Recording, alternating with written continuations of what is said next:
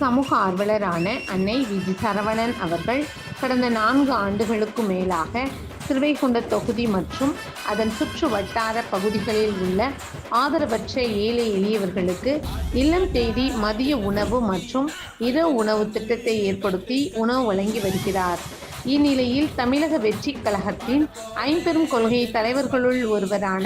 சமூக ஆர்வலர் அஞ்சலை அம்மாளை கொள்கை தலைவராக அறிவித்ததன் ஏற்பால் தமிழக வெற்றி கழகத்துடன் இணைந்து தமிழக வெற்றி கழக தலைவர் தளபதி திரு விஜய் அவர்களின் ஆசையுடன் கழக பொதுச் செயலாளர் அண்ணன் புசி என் ஆனந்த் அவர்களின் வழிகாட்டுதலின்படியும் 2/11/2025 அன்று 1237வது நாளாக ஏரல், உண்டியலூர், ஸ்ரீவைகுண்டம், கோட்டைக்காடு, சிறுதொண்டநல்லூர் மற்றும் கீழமங்கலக்குறிச்சி அதன் சுற்று வட்டார பகுதிகளில் உள்ள 161 ஆதரவற்ற ஏழை எளியவர்களுக்கு